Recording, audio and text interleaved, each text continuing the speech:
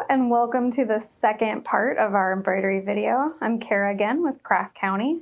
Very excited to keep continuing on with our embroidery tutorial.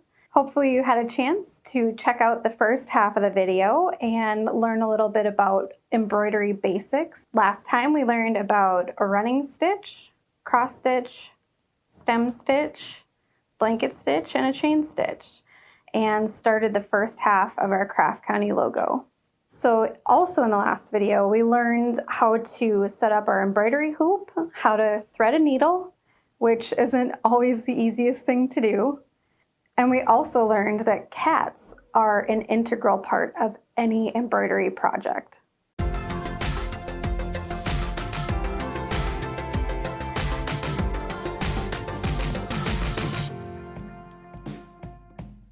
This time around, we're going to be focusing more on back stitching. We'll also be learning about the satin stitch today, which is essential to filling in any larger spaces on an embroidery pattern, as well as block lettering. All right, so we're going to jump right into our back stitching, and we're going to start by outlining each letter in county, other than O, with a very traditional back stitch. So what we'll end up doing is coming back to each letter and making a variation of the back stitch. So I'll go ahead here and start with a very traditional back stitch. I have my needle threaded with all 6 threads of purple. So now we're getting really wild and getting into a second color. So we're going to start by making the stitch about 3 thread lengths long. And the thing that's different about a back stitch rather than a running stitch, which was on our first C here, a back stitch actually starts by moving away from the end of the first stitch and coming back to the end and going back through your material. So I'll go ahead and show you that one more time. I'm going to move about 3 thread lengths away, come up through the bottom, and go back through the last stitch we did. So I'm actually going to continue this back stitch process all the way through the letters U, N, T, Y, and we're actually going to come back to our O with a different stitch to finish off.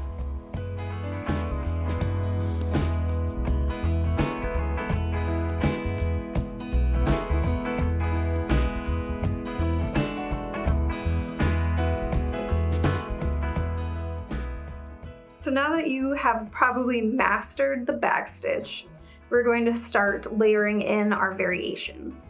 Another great thing about embroidery is that you can integrate a lot of color into one single type of stitch.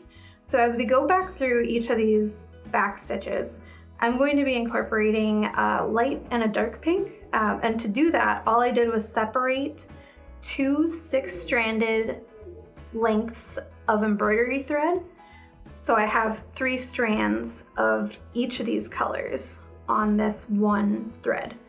So we'll go ahead and start with a whipped back stitch for our letter U. So for a whipped back stitch, you want to start by coming up through the first stitch you did on that letter, and then go underneath. So you almost have to be looking at it like a straight line. So we'll go underneath the first stitch here, come through the top, and then go through the bottom of the next stitch over and through the top, and just continue on doing that same process. But you can see that very quickly you start to add a lot of depth and a lot of color into that first back stitch. So now we have this lovely lollipop looking letter U here. So to finish that one off, as you come back up through your last stitch, you'll just go right back through the top of the last one. And then we can just go ahead and move right on to our next letter, which is going to be a threaded back stitch. So this one, again, a super simple variation of the original back stitch. It just takes one little movement to create a whole nother different kind of stitch for your letter. So for the threaded back stitch, we'll go ahead and come back up through your first stitch here. And then we will go over. So if we're looking at it again, kind of turn it so you have a straight line. So we'll go under. And instead of waiting to come back through and go under again, we're just going to go right over on the second one. And then we're going to keep going in that fashion, back under and over. So even though it's super similar to our whipped back stitch, it just creates a little bit different depth and feel. This one is more of a zigzag, where this one is more of a swirled variation. So we'll just continue going over and turn and go under. So we just finished up our N, the same way we finished up our U, came back through that last stitch here at the top. And now we're going to move on to our letter T. We are so close to getting this all finished and filled out here. For our letter T, we're going to be doing a Pekinese stitch. This one is pretty fun. It's a little bit more of an eclectic stitch. There's a lot of loops in this one. So we're going to start by bringing your thread up about 1 or 2 thread lengths away from your original stitch. And then we actually start by going under the second stitch. So you want to skip over this first stitch here, go underneath,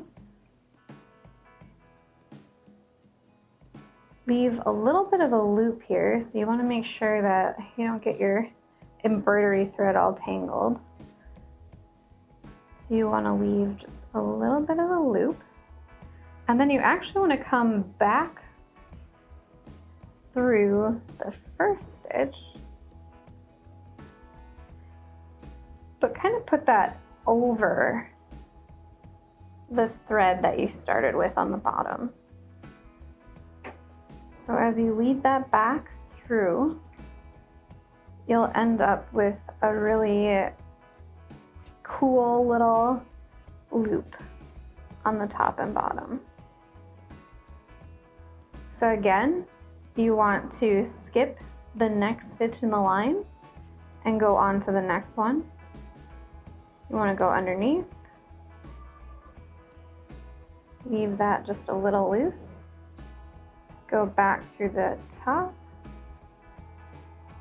and over that original thread. And then you'll just end up having some cute little loop-de-loops all the way through your letter T. All right, so now we have our letter T all finished up. So it's, again, just really interesting and fun little stitch. Something that you could use for flower petals, for borders. It's really just a fun stitch to do. So for our last one, we'll just do another whipped back stitch. So again, we're going to be doing this really nice, clean, swirl pinstripe looking stitch. So again, that's just coming back through that original stitch here. I'm going to turn it so we have a direction and just keep going under and under and under, and just keep working your way down the pattern here. So now that we've filled in all the letters pretty much on county, we'll go ahead and tackle this letter O. So for the letter O, we're going to try out a woven wheel. And woven wheels are super fun. You can use them for roses, bushes, a lot of really textured items that you're trying to make. So the start of a woven wheel actually starts with 5 separate points. So you want to start in the middle of whatever you're going to be making your wheel on. So we'll go ahead and make pretty much like a 5-pointed star here. So you want to make sure that when you're doing a woven wheel that you have an odd number of points. So whether that's 5, 7, 9, that's perfect. You don't want to do any even because you're actually going to be weaving under and through each of these. So you want to be able to keep that consistent, going over, under, over, under. So you want to start by coming up through the middle and start by either going over or under your first thread here. So I'm going to choose to just go right over it and go under the next one, over that one, and under the next one, over again. So now you can see where that first one that I actually went over, I'm ending up going under again. And you just keep building out in that way.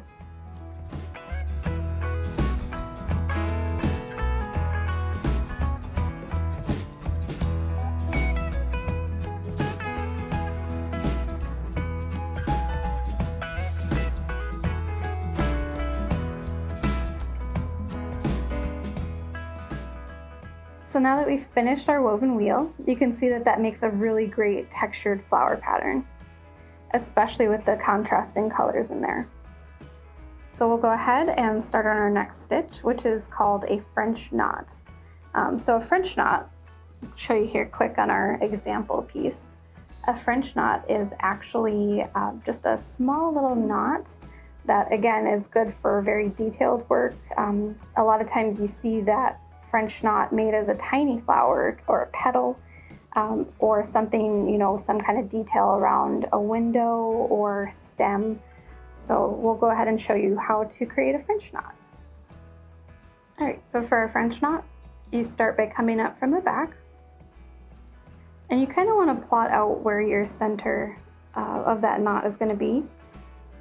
So say you want to make one that's about three stitches long all around the side here. You want to try and come up right in the middle of that. Sometimes it's helpful to draw it out again, just like you did for the outline of your letters, but we're just going to freehand these ones.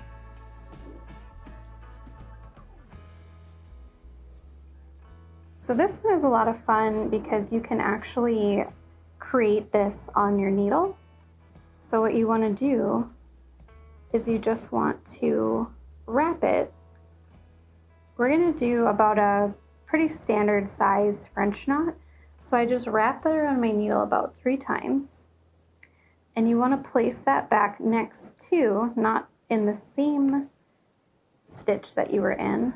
You want to place that close next to the stitch you came up through. And then just pull it through.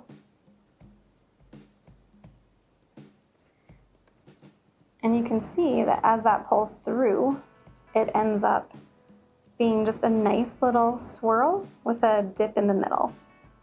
And that's a French knot. So I'll go ahead and show you one more here. Come up right about there.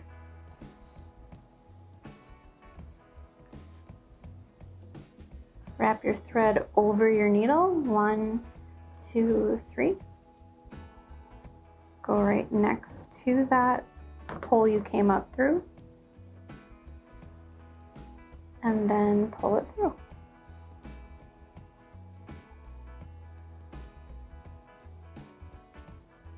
Right, so I'm just going to do a few French knots going all the way around this woven wheel. So we're just about finished. Now we have our beautiful woven wheel, some little French knots around it. You can see just the amount of texture and color we have throughout all of that lettering there. And we're going to incorporate just a little bit more into our first word here again, craft. So we'll start with what's called a satin stitch.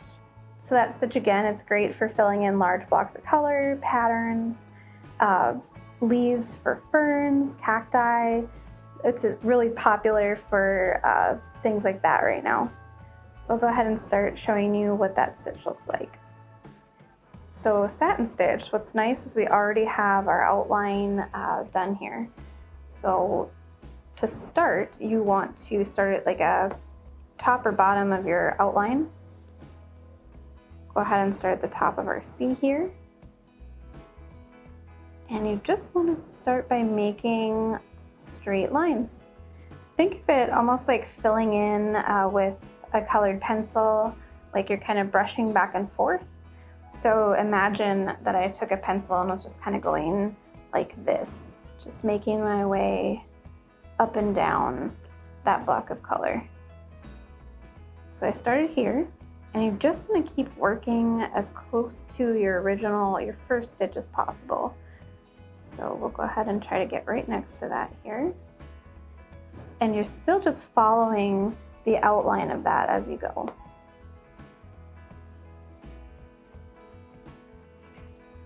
So we'll pull that through, and we'll get right up to that pink stitch, almost right into that one. Come back up, still following the outline for the C, but keeping it as close to our previous stitch as possible. And then coming back through as close to the previous stitch and to the pink running stitch as you possibly can.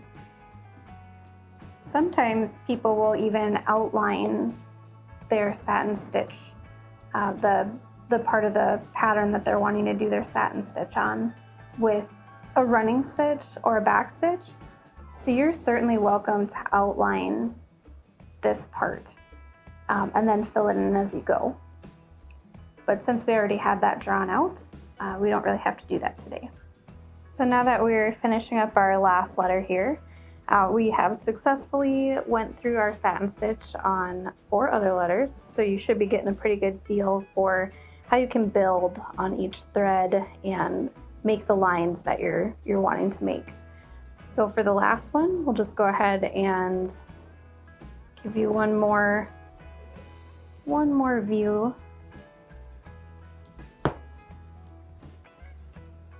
And as you're working, you'll probably figure out which direction works a little better for you, whether you like to work from left to right or right to left. Sometimes it'll depend on the pattern that you're doing. For this lettering, it's kind of nice just to work from left to right for me. So now that we've finished up our satin stitch and our entire design, which is so cool, look at that, all that texture. You got all these different stitches. If you followed along and did the whole thing, you've actually learned 13 different stitches. So now that we're on the last one, another great thing about the satin stitch is finishing it off.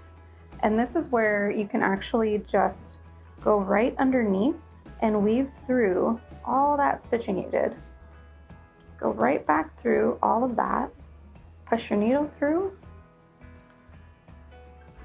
All right, and then you can just pull your thread through here and clip it off, and that'll actually hold.